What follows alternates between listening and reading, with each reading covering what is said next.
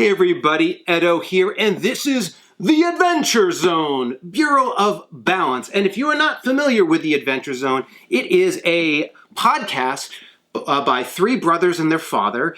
And the Bureau of Balance is like their biggest, most known epic storyline. They've done a number of other ones, but this one is like what they're known for. It's even like a graphic novel. This is like the Bureau of Balance storyline. I'm not sure, I couldn't tell you for sure, but I want to say it's like 100 hours. I mean, it's long. I don't remember. It's like a ton of, it's a lot of content. And my family loves it. We've listened to this whole thing. My kids have listened to all the other podcasts. And I was at PAX Unplugged and I saw this product and I just was like, I'm gonna get it. That's what I'm getting for my kids from the show. And so I actually just picked it up and paid for it without even knowing what it was. It turns out this is a card-driven storytelling game, which is also interesting because I've made a card-driven storytelling game called The Siblings Trouble, and there's like a remarkable amount of similarities between these products, which is a little. It was interesting to see how they took some of the things and did different. Not even suggesting that they would, but I'm just saying like there are mechanics that overlap, and it was interesting to see how they're different. I got a kick of it. Quick note, you'll see 5 of these shiny dice. It doesn't come with this. This was an extra add-on I bought at the show. There's one die in here that's like opaque, and I think it was blue, I don't remember, it might be upstairs or something. And then everyone in the game uses the same die and just rolls. This was you could buy and everyone gets their own die. It's important to note, these are not normal D20s, they look like D20s, but they basically have 1 through 6 everywhere. And then there's a epic failure, which would be the equivalent of rolling a 1, but there are 1s here, and so it's an X. Or you have essentially an epic win, which is like rolling a 20.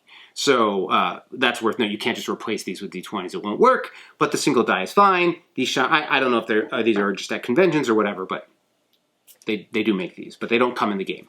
And so, before jumping into how to play, I think there's a reasonable question like, is this interesting to somebody who isn't familiar with the Adventure Zone? It's an interesting question. I think from a storytelling perspective and the systems in place here, they work, and I think folks could enjoy it. I think most of the content is general enough fantasy, like humor fantasy, that it should work, but the game definitely leans into inside jokes. So like, these are characters that you bump into, and I think they're surprise cards. I forget what they're called, but basically each one of these is a character from the story. So like the ability would work, but you'd maybe like, who's this person? This is Fantasy Costco, and like if you don't know about Garfield and Fantasy Costco, I don't know how interesting this is, but they're wacky weapons. So like if you're okay with like wacky and not knowing exactly where it's from, I think it works. It is definitely fan service. This game is made with the idea that the people playing it, like I think it is accessible, but they do the work to like make it. They're like items that my kids are like, I wonder if they have it in this deck, and they do. So, I do think that's something to keep in mind. As you go, the Siblings Trouble is like Goonies theme, that kind of thing. But like, so anyway, what is going on here? We're all going to go on an adventure. At the start of the game, we're going to set out a villain, a relic, and a location. Each one of these has their own deck. You get a whole bunch of additional cards, and we're going to work to play through them, and we're going to win if we can clear 2 decks.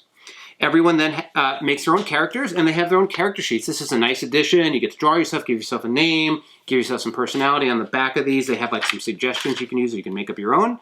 And then it has some key information about what you're good at and your benefits, like how you basically go into battle, into different challenges or encounters, and then every character has a special ability they can use, which is you have a token, and each round you can expend the token to use your special ability, and then they reset after everyone goes around the table. So I like this. This adds a lot of personality. If you don't want to, if you or your family isn't interested in getting into character and telling stories, don't get this game. Like it works, but the fun and the engagement comes from playing in character. If you're just walking around the table, mostly it's going to amount to rolling dice and seeing if you meet or beat a number. So you really, and I think it's wonderful. It's a great alternative to role-playing games where people can get into character and tell stories without like, in a, whatever it says, 60 minutes, that sounds right, like a 60-minute play period and do a little thing. But if that's not for you and you don't think folks in your group like to tell story or act silly, just not for you. But assuming you don't mind telling stories, what makes the card-driven approach nice is we set everything up and then everyone introduces their character, explains who they are, and you set the scene. So we have the dragon, and we're in the temple, and there's some mysterious omens. We've just been working with bad directions, and he's coming in with a basic claw attack. And so that sets what's going on. And then what's going to happen is a player is going to say, okay, I'm going to take on one of these challenges. There's an interesting mechanic here, like where it'll say like a 7 and a 6, but there'll be a little adder based on how the cards are laid out. But then basically I'm just trying to roll and beat that. Well, each has a different type. Like the challenge is a monster. There's like magic challenges. So as players, different people are well suited for each thing, but you have to try to do something. So you're going to go for it. You get like a base stat you're adding as your player. If you have a Confinity, that type of challenge, you get to add something, and then players can assist each other based on the challenge by using their tokens and stuff. So like it's a little bit of a cooperative. How can we min-max and get the best luck on our die rolls by using the right character to take on the right challenge?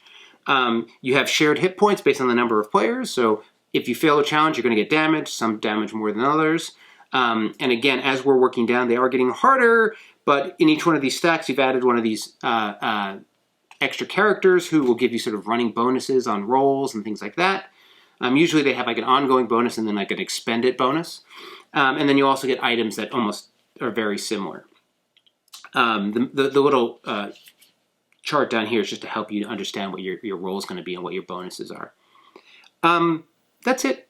Can I beat a 7? Oh, I'm going to go for that one because I get +4 on that. Oh, I got a 6. Can somebody help me? There's an advantage to helping before the roll than after the roll, that kind of thing. And then you're just telling a funny story about interacting and engaging a space.